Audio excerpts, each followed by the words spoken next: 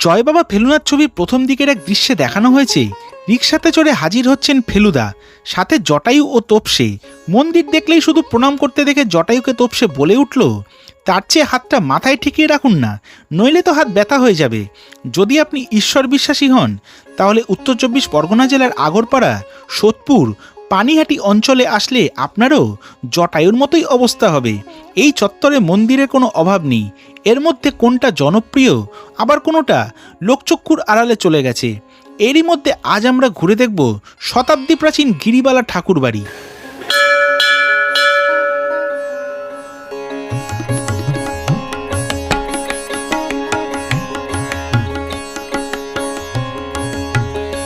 গিরিবালা ঠাকুরবাড়ি আসার সবথেকে সহজ রাস্তা হলো ট্রেন পথে। শিয়ালদহ থেকে আগরপাড়াগামী ট্রেনে আসতে হবে আগরপাড়া স্টেশন। ভাড়া জনপ্রতি 5 টাকা, সময় লাগবে 20 মিনিট মতো।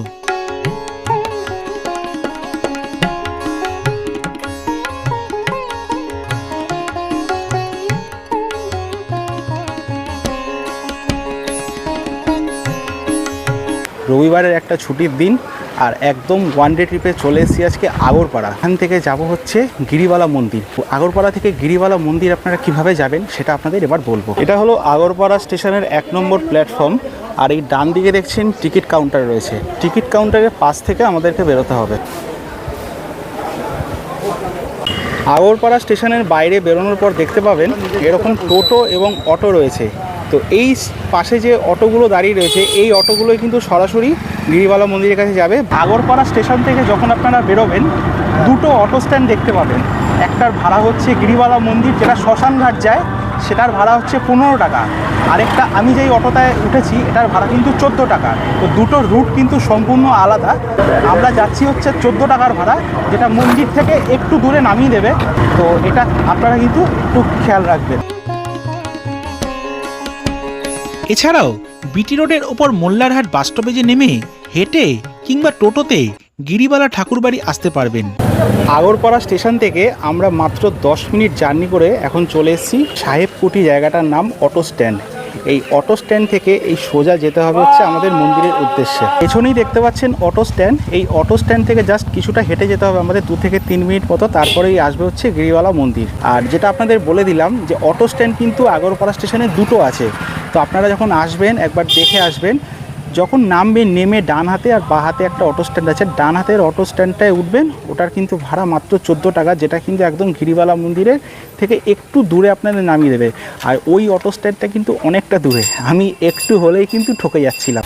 অটো স্ট্যান্ডটা আমাদের এই পেছনে ফেলে আসলাম।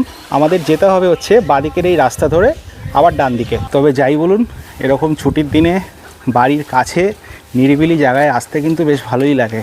একদম নির্জন শান্ত পরিবেশ, দারুণ। মন্দিরের পরিবেশ, মন্দিরের ভেতরের সাজসজ্জা, মন্দির কখন খোলা থাকে, মন্দিরের ভোগের কি ব্যবস্থা আছে, সমস্ত কিছু আপনাদের দেখাবো। কিছুটা আসার পরে আবার দেখতে পারবেন এরকম এইদিকে একটা রাস্তা গেছে আর এইদিকে গেছে। আমরা এসে গিয়েছি একদম মন্দিরের মুখ্য দ্বারের সামনে। দারুণ সুন্দর, কিন্তু একদম নির্জন নিরিবিলি। আর ভেতরটা দেখতে পাচ্ছেন গাছগাছালি দিয়ে ভর্তি। আর এই হচ্ছে প্রবেশ পথ। একটা জিনিস ভাবতে বড্ড অবাক লাগে, আজকে 2026 সালে আমাদের দেশের জনসংখ্যা প্রায় 140 কোটি। কিছুদিন আগেই ভোট হয়ে গেল, সরকার বদলে গেল, কিন্তু মানুষের স্বভাবটা আর বদলালো না। সামনেই মন্দির, মন্দিরের সামনেই রঙিন পানীয় জলের বোতল, বুঝতেই পারছেন। তো এরকম জিনিস সত্যি মানুষের রুচি কোথায় নেমে গেছে সেটাই এখন মানে ভাবনার বিষয়। তো ভিডিওর মাধ্যমে আমি সব জায়গায় যাই, যেখানেই যাই আপনাদের সবসময় বলি একটা কথা, যেখানেই যান না কেন, সে আপনার লোকালে 20 কিলোমিটার দূর হোক কিংবা 2000 কিলোমিটার দূর হোক, সেই জায়গাটাকে দয়া করে নোংরা করবেন না।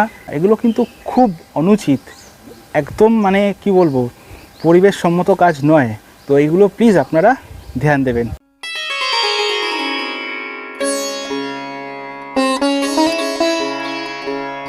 মন্দিরে প্রবেশ করার পরে ভেতরের পরিবেশ খানিকটা এরকম। এটা হচ্ছে একটা ফাঁকা মাঠের মতো।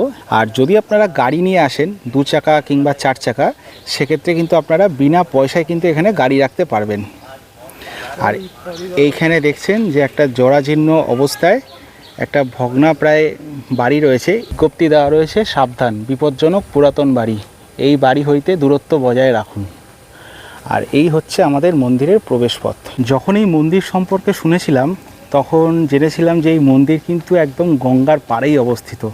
অবশ্যই আপনাদের সেই গঙ্গার সৌন্দর্য দেখাবো, আর তার আগে মন্দিরের ভেতরে প্রবেশ করব।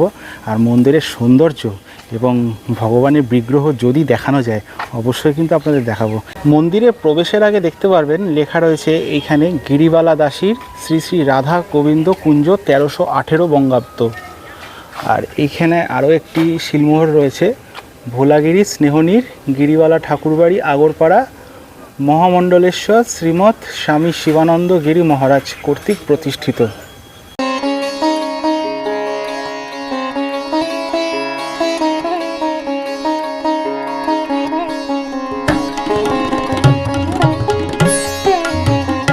প্রবেশ করার সময় কিন্তু অবশ্যই এখানে জুতো খুলে যাবেন, তারপরে ভেতরে প্রবেশ করবেন।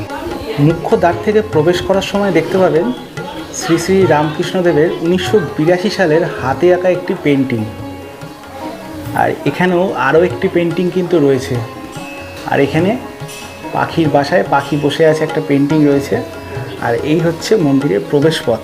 এখানে মন্দিরের কিভাবে তৈরি হয়েছিল তার প্রতিষ্ঠা সমস্ত কিছু কিন্তু লেখা রয়েছে। আর রয়েছে ডান দিকে অফিস ঘর।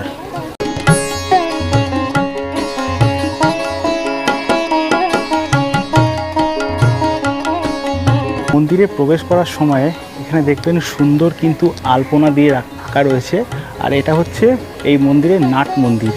আর পুরো মন্দির চত্বরটা কিন্তু একদম সাদা এবং লাল রঙের কিন্তু সজ্জিত। আর পাশেই কিন্তু রয়েছে মহাদেবের মন্দির এবং সামনেই রয়েছে রাধাকৃষ্ণের মন্দির।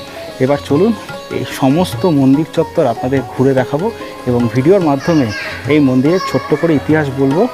আর পুরো মন্দির সম্বন্ধে টুকটাক কিছু আপনাদের ইনফরমেশান দিয়ে দেবো। পুরো মন্দির চত্বর কিন্তু বেশ কিন্তু অনেকখানি জায়গা নিয়ে জুড়ে কিন্তু তৈরি।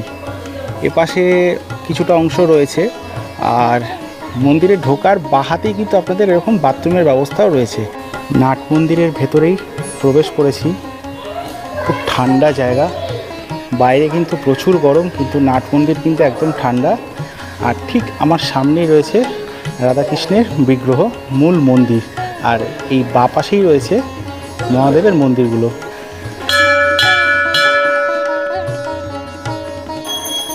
নাট মন্দির থেকে নেমেই মন্দিরের মূল গর্ভগৃহে যাওয়ার রাস্তা হচ্ছে কিন্তু এইটা।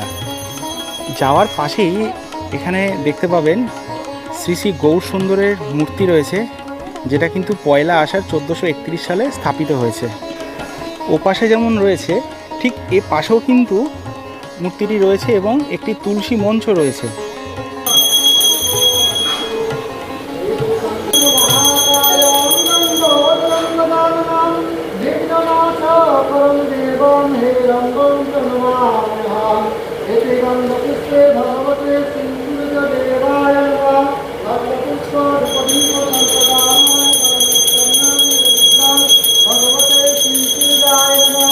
তো আপনাদের মূল মন্দিরের ভেতরে যে গর্ভগৃহ আছে, গর্ভগৃহের ভেতরে যে মূর্তিটি আছে সেটা আপনাদের দেখালাম। এখানে পুজো হচ্ছে, তো বেশিক্ষণ আমি এখানে ভিডিও করতে পারবো না, তো আপনাদের ছোট্ট করে জাস্ট একটা ক্লিপ দেখিয়ে দিলাম। তো আশা করি আপনাদের ভালো লেগেছে। আপনারা চাইলে পুরো মন্দিরটা কিন্তু প্রদক্ষিণ করতে পারবেন এরকম।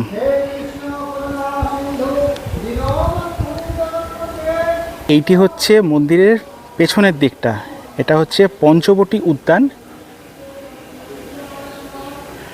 আর এই পাশেই রয়েছে কিন্তু পরস্পর 6টি শিব মন্দির। আর এইটি হচ্ছে গঙ্গায় যাওয়ার কিন্তু রাস্তা। মন্দিরের যেখানে সেখানে কিন্তু ধূপকাঠি মোমবাতি এগুলো কিন্তু জ্বালানো যায় না, সেগুলো জ্বালানোর জন্য কিন্তু নির্দিষ্ট জায়গা রয়েছে। এখানে হচ্ছে 3টে শিব মন্দির রয়েছে, যার প্রত্যেক কটার নাম কিন্তু লেখা রয়েছে। প্রত্যেকটা মন্দির কিন্তু নাম্বার অনুযায়ী লেখা আছে রামেশ্বর। ইনি হলেন রামেশ্বর মহাদেব। হর হর মহাদেব। ধূপকাঠি জ্বালানোর জন্য কিন্তু এখানে ব্যবস্থা করা রয়েছে। ধূপকাঠি, প্রদীপ, মোমবাতি কিন্তু আপনারা এখানেই কিন্তু জ্বালাবেন, ভেতরে কিন্তু নিষেধ রয়েছে। রাজেশ্বর মহাদেব, রাজেশ্বর মহাদেব ভেতরে বিরাজমান। হর হর মহাদেব। ইনি হলেন গোপেশ্বর মহাদেব। গোপেশ্বর মহাদেব ভেতরে বিরাজমান। হর হর মহাদেব।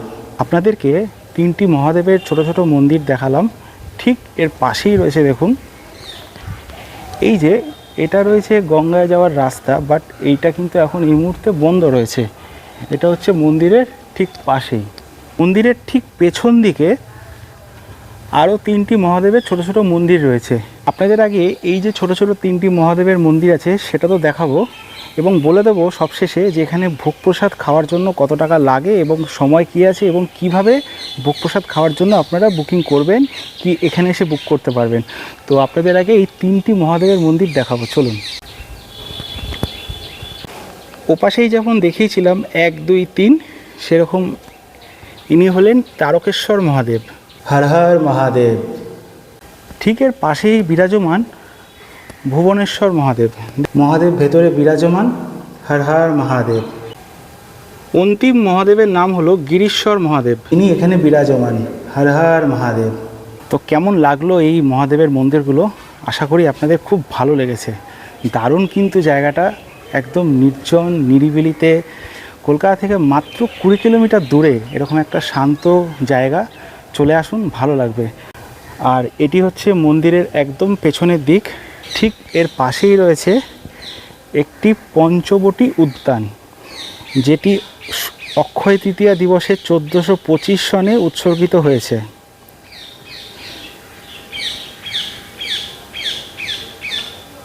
মন্দিরের অফিসে গিয়ে কথা বললাম। এখানে যে ভোগের নিয়ম আছে, প্রথমত ভোগ খাওয়ার জন্য আপনাদের আগে থেকে বলতে হবে। এই একটা নাম্বার দিয়ে দিয়েছে, এই নাম্বারটা আমি ডেসক্রিপশান এবং ভিডিও ডিসপ্লেতে দিয়ে দিচ্ছি। আগের দিন সকাল 10টা থেকে 6টার মধ্যে ফোন করে বলে দেবেন কতজন আসবেন, সেই হিসাবে ভোগ প্রসাদ রান্না হবে। এখানে আগে ভোগের মূল্য ছিল হচ্ছে 120 টাকা, যেটা এখন স্বাভাবিক গ্যাসের দামের বৃদ্ধির কারণে দাম বেড়ে গেছে, এটা এখন বেড়ে হয়েছে 150 টাকা। এবং এখানে বসে চেয়ার টেবিলে কিন্তু প্রসাদ খাওয়ানো হয়। এটা হচ্ছে মন্দিরের ঠিক পেছনের দিকটা। পেছনের দিকে এই যে জায়গাটি দেখছেন, এখানে কিন্তু ভোগ প্রসাদ খাওয়ানো হয়। আর এইটা হচ্ছে রন্ধনশালা। এখানে প্রতিদিন নারায়ণ ঠাকুরের পুজোর জন্য কিন্তু ভোগ রান্না করা হয়। এমন নয় যে আপনারা যেদিন কোনো দিন আসলেন হয়তো আপনারাই হয়তো ভোগ প্রসাদ খাচ্ছেন, 1জন কি 2জন, সেক্ষেত্রেও কিন্তু সব কিছু রান্না হয়। হ্যাঁ, এবার যদি সংখ্যায় বেশিজন মানুষ থাকেন, ধরুন 50 জন আসলেন বা 100 জন আসলেন, সেক্ষেত্রে হয়তো কিছুটা কম হলেও হতে পারে। সেটা মন্দির কর্তৃপক্ষের সাথে আপনারা কথা বলে একবার দেখে নেবেন। গিরিবালা ঠাকুরবাড়ি, যাকে অনেকেই ছোট দক্ষিণেশ্বর বলে ডেকে থাকে, বাংলার 1318 সনের 18ই জ্যৈষ্ঠ, ইংরেজির 1911 সালের 1 জুন মন্দিরটি প্রতিষ্ঠা করা হয়েছিল। অর্থাৎ মন্দিরের বয়স এখন 115 বছর। মন্দিরটি প্রতিষ্ঠা করেছিলেন রানী রাসমণির নাতবউ গোপালকৃষ্ণ দাসের বিধবা স্ত্রী গিরিবালা দাসী। মূল মন্দিরটিতে রাধা গোবিন্দ, কোষ্ঠীপাথরের কৃষ্ণ ও অষ্টধাতুর রাধা বিরাজমান। সঙ্গে রয়েছে গণেশ ঠাকুর, নারায়ণ শিলা, অন্যান্য দেবদেবীর মূর্তি এবং গিরিবালা দেবীর জপরতা পিতলের মূর্তি।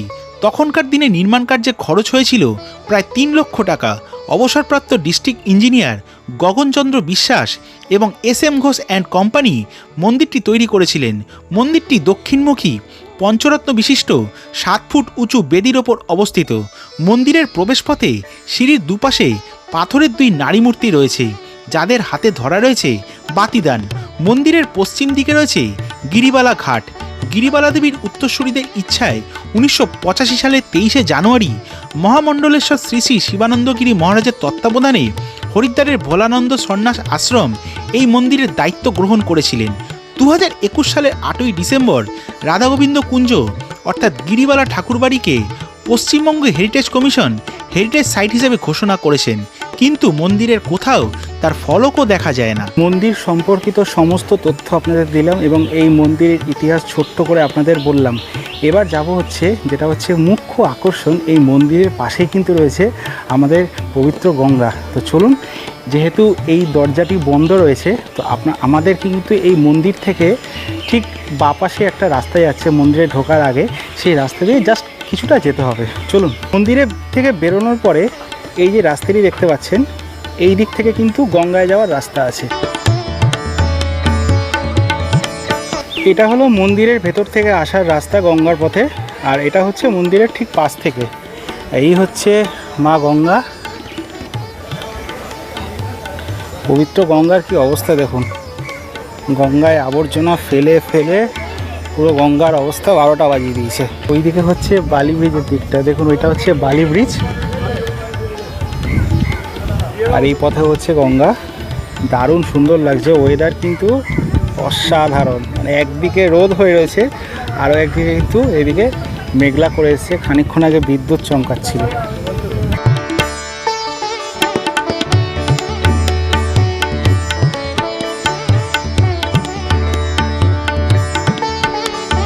কলকাতা থেকে মাত্র 20 কিলোমিটার দূরে গঙ্গার পাশে যদি এরকম একটা সুন্দর শান্ত পরিবেশে যদি এরকম মন্দির হয় তাহলে কিন্তু বেশ ভালো লাগে। 1 ঘন্টার মধ্যে এরকম একটা জায়গা আপনাদের খোঁজ দিলাম। এটাই ছিল আজকের এই আমার একদিনের ভ্রমণ, এসে বেশ ভালো লাগলো।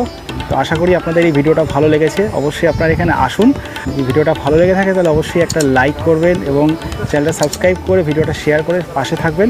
দেখা হচ্ছে পরবর্তী ভিডিওতে, ততক্ষণ সবাই ভালো থাকবেন, সুস্থ থাকবেন। হর হর মহাদেব।